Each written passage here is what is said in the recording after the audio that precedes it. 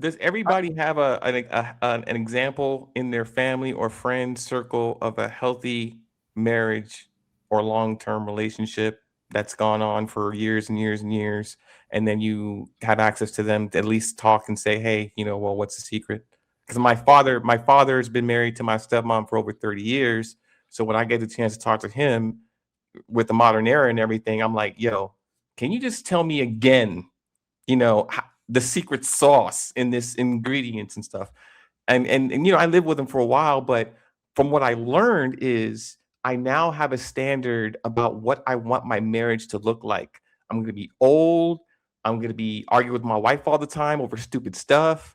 But and I love you or I forgive you, and all these nurturing languages is going to come right after that.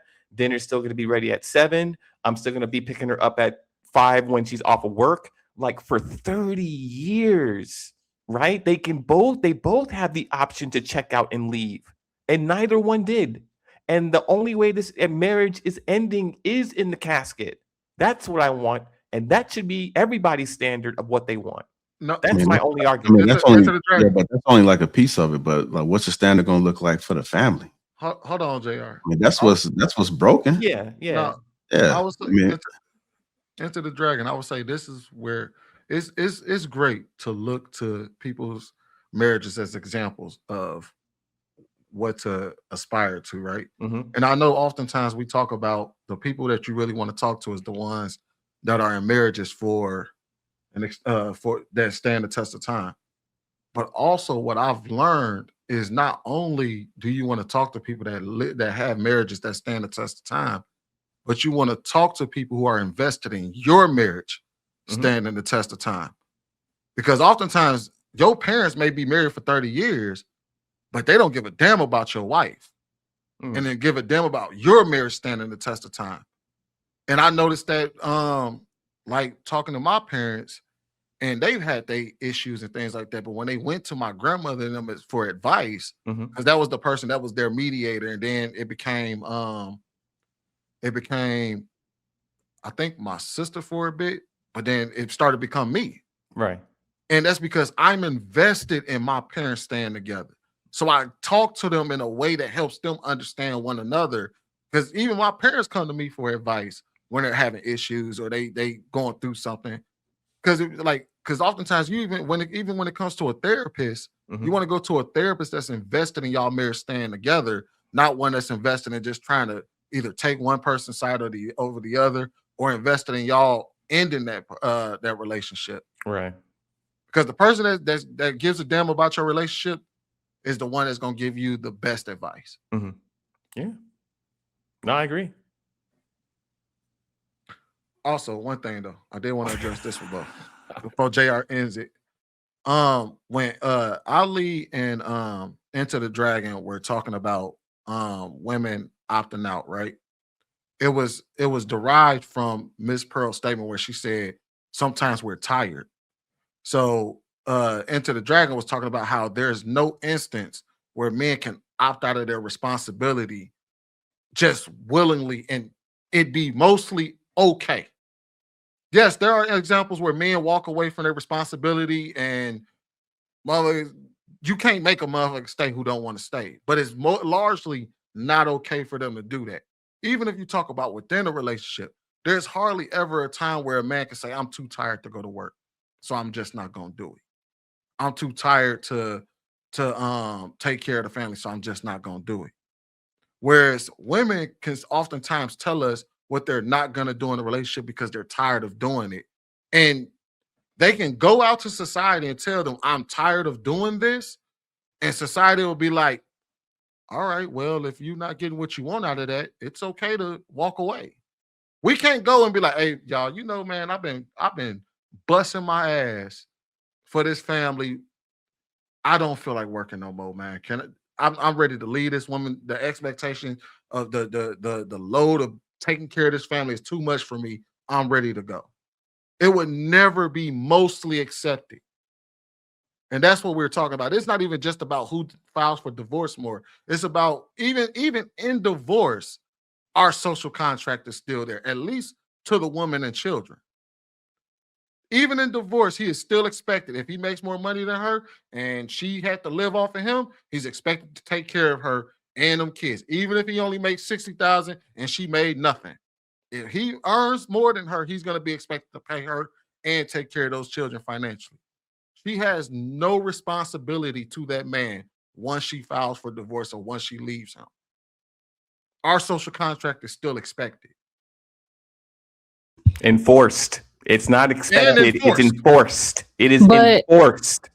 But so I think that given a good reason, because we have to understand the reasons why women are like, I'm tired. There's no empathy there to understand why the woman says she's tired. Now, flippantly, I'm just tired. No woman is going to condone that. Like you're going to condone a woman just leaving her family because she woke up and she was unhappy for absolutely no reason. There are women that have done that and they're not widely accepted. But we are acting like these women don't have a good reason for feeling this way. And I get it. Y'all are men. Y'all don't understand. I woke up one day and was like, I'm going to find me an apartment because I was tired of the same old and nothing being fixed.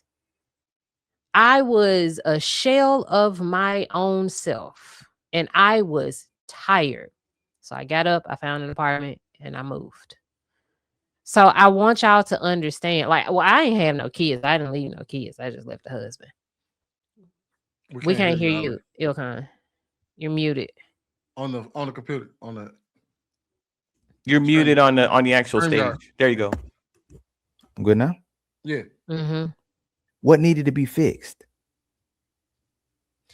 Too many things to name. Way too many things to name. We can get into it off this live, but so many things. The reason why I asked, the reason why I ask is the modern man has to help with cooking. He has to help with cleaning. He has to help with raising the kids. He has to help with being home with the kids. He has to help with washing the clothes. No, I know. No, let me just no, let me go ahead. The woman can say, I don't feel like being with the kids today. The woman can say, I don't feel like having sex today. The woman can say, I don't feel like cooking today. Sweeney, I don't feel like working anymore. Can I come home? I don't want to work anymore. The man is always obligated, where the woman always has the option to not do her job and is supported by society. That's all I'm saying. And this is what I was going to ask you, Bo. Mm-hmm. Tell me the core responsibilities that a man has that he can take a break from versus the core responsibilities that women have they can always take breaks from. What is the core responsibility that a man can take a break from? Children.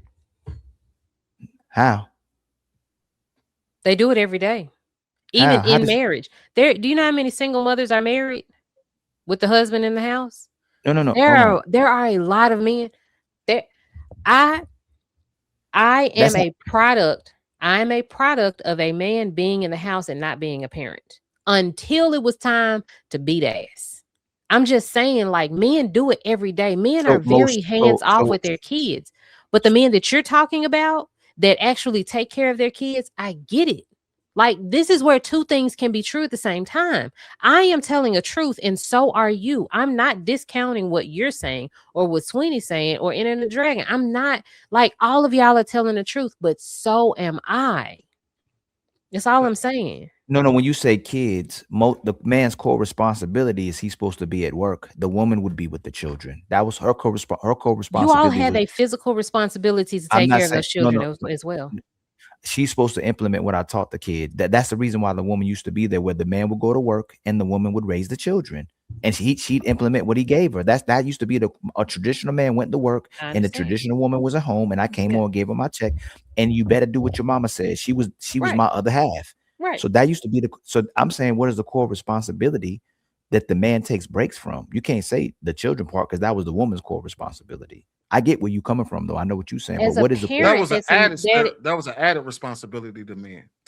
Like being the same person that wasn't my job. y'all are. is an added responsibility Yeah, that that we wasn't have my in job. modern day. But you are not a husband, you are a father, and as a father, you are a parent, and you have parental duties. When you get I'm just home, those kids are yours. When you go to work, great, fine, the woman is there. But when you come home, those kids are yours, and you have a physical responsibility to those kids when you are in that house. And there are a lot of men that are not physically present with their children when they are physically in the home. They will largely ignore those kids. Do you know? Do you? I'm talking about drinking a beer, sitting on the chair, sitting in a chair, watching the game. And Okay. and was in the house, and my mother was the one we always went to because he was unavailable to us. That's what I'm saying. You all still have a physical responsibility to those kids when you have time at home. That's what I Ali I is agree. saying. First of all, I agree. And second, I understand about the father who comes home from work, checks out into the man cave, and the kids can be heard throughout the house.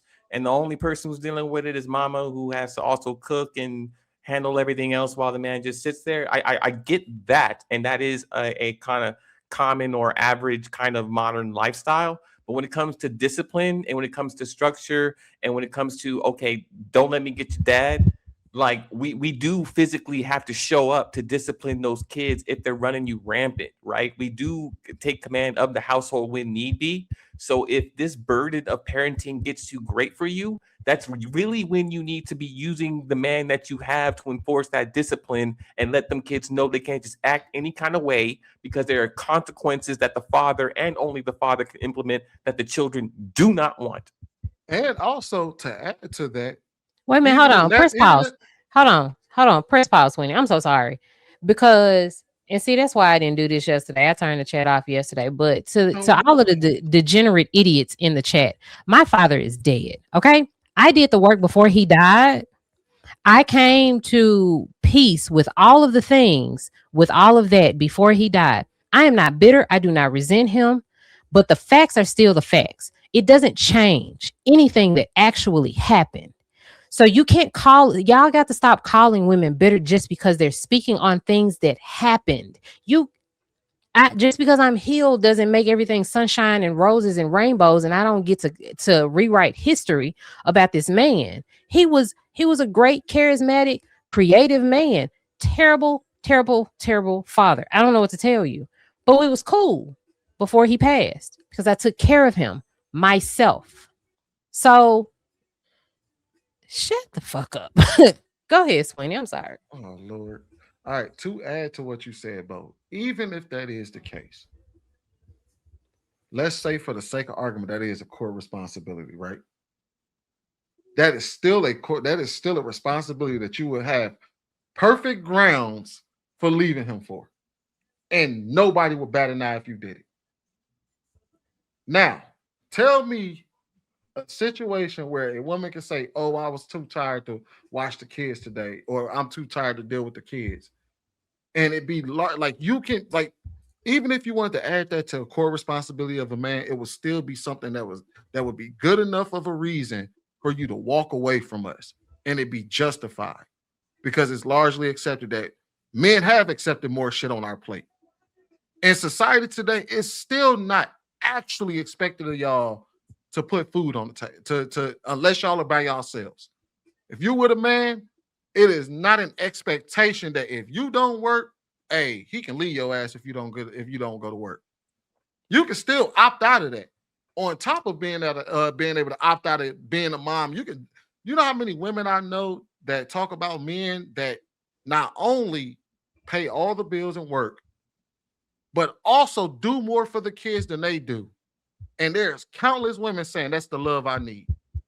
And I'm like, ain't that an unfair deal that y'all been complaining about for like the last 30 years? But now all of a sudden y'all saying that this is a fair deal for a man to go work 60 hours a week, come home and watch the kids, cook for everybody all at the same time, and you're doing nothing but living in your soft girl era?